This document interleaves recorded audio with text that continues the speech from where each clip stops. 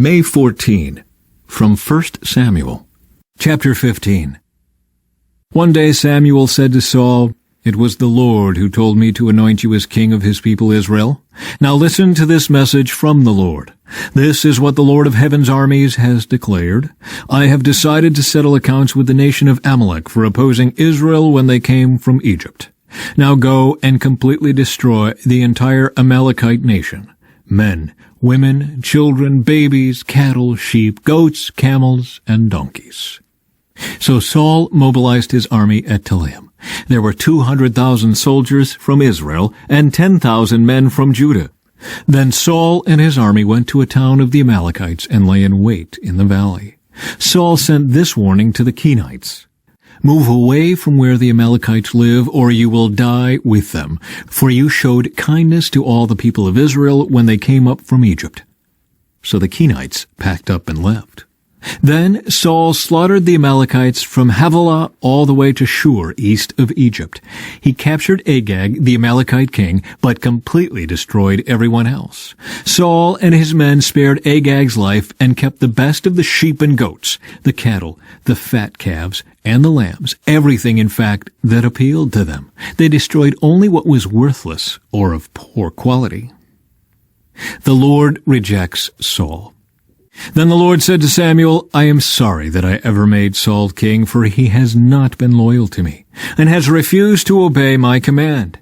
Samuel was so deeply moved when he heard this that he cried out to the Lord all night. Early the next morning Samuel went to find Saul. Someone told him, "Saul went to the town of Carmel to set up a monument to himself. Then he went on to Gilgal." When Samuel finally found him, Saul greeted him cheerfully. "May the Lord bless you," he said. "I have carried out the Lord's command." "Then what is all the bleating of sheep and goats, and the lowing of cattle I hear?" Samuel demanded. "It's true that the army spared the best of the sheep, goats, and cattle," Saul admitted. "But they are going to sacrifice them to the Lord your God. We have destroyed everything else." Then Samuel said to Saul, "Stop. Listen to what the Lord told me last night." "What did he tell you?" Saul asked. And Samuel told him, "Although you may think little of yourself, are you not the leader of the tribes of Israel? The Lord has anointed you king of Israel, and the Lord sent you on a mission and told you, 'Go and completely destroy the sinners, the Amalekites, until they are all dead.' Why haven't you obeyed the Lord? Why did you rush for the plunder and do what was evil in the Lord's sight?" "But I did obey the Lord," Saul insisted. "I carried out the mission he gave me. I brought back King Agag, but I destroyed everyone else. Then my troops brought in the best of the sheep, goats, cattle, and plunder to sacrifice to the Lord your God in Gilgal." But Samuel replied, "What is more pleasing to the Lord, your burnt offerings and sacrifices, or your obedience to his voice?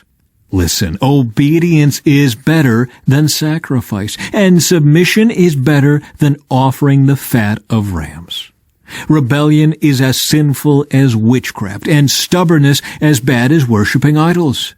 So because you have rejected the command of the Lord, he has rejected you as king." Saul pleads for forgiveness. Then Saul admitted to Samuel, "Yes, I have sinned. I have disobeyed your instructions and the Lord's command, for I was afraid of the people and did what they demanded. But now please forgive my sin and come back with me so that I may worship the Lord." But Samuel replied, "I will not go back with you. Since you have rejected the Lord's command, he has rejected you as king of Israel." As Samuel turned to go, Saul tried to hold him back and tore the hem of his robe. And Samuel said to him, "The Lord has torn the kingdom of Israel from you today, and has given it to someone else, one who is better than you. And he who is the glory of Israel will not lie, nor will he change his mind, for he is not human, that he should change his mind." And Saul pleaded again, "I know I have sinned, but please at least honor me before the elders of my people and before Israel by coming back with me so that I may worship the Lord your God." So Samuel finally agreed and went back with him, and Saul worshipped the Lord. Samuel executes King Agag. Then Samuel said, "Bring King Agag to me." Agag arrived full of hope, for he thought, "Surely the worst is over, and I have been spared." But Samuel said, As your sword has killed the sons of many mothers, now your mother will be childless." And Samuel cut Agag to pieces before the Lord at Gilgal. Then Samuel went home to Ramah, and Saul returned to his house at Gibeah of Saul. Samuel never went to meet with Saul again, but he mourned constantly for him. And the Lord was sorry he had ever made Saul king of Israel. Now the Lord said to Samuel, "You have mourned long enough for Saul. I have rejected him as king of Israel, so fill your flask with olive oil and go to Bethlehem. Find a man named Jesse who lives there, for I have selected one of his sons to be my king." But Samuel asked, "How can I do that? If Saul hears about it, he will kill me." "Take a heifer with you," the Lord replied, "and say that you have come to make a sacrifice to the Lord. Invite Jesse to the sacrifice, and I will show you which of his sons to anoint for me." So Samuel did as the Lord instructed. When he arrived at Bethlehem, the elders of the town came trembling to meet him. "What's wrong?" they asked. "Do you come in peace?"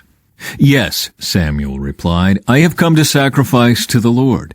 Purify yourselves and come with me to the sacrifice." Then Samuel performed the purification rite for Jesse and his sons, and invited them to the sacrifice too.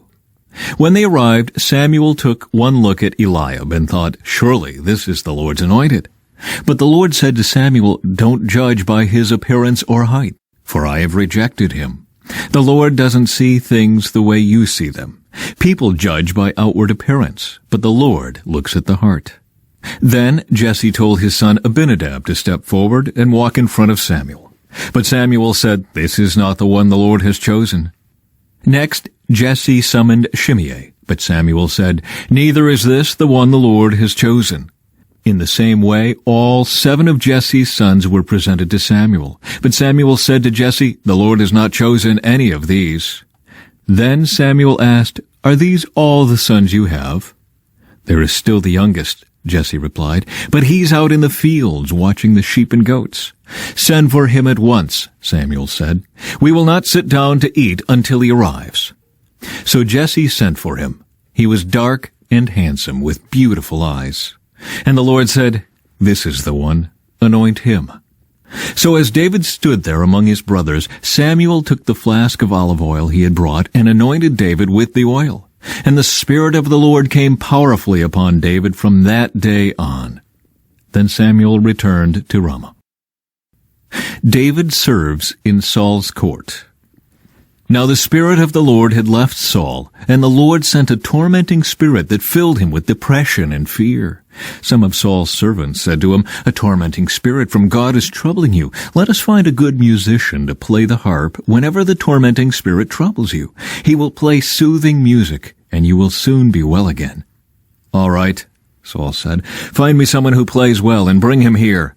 One of the servants said to Saul, "One of Jesse's sons from Bethlehem is a talented harp player.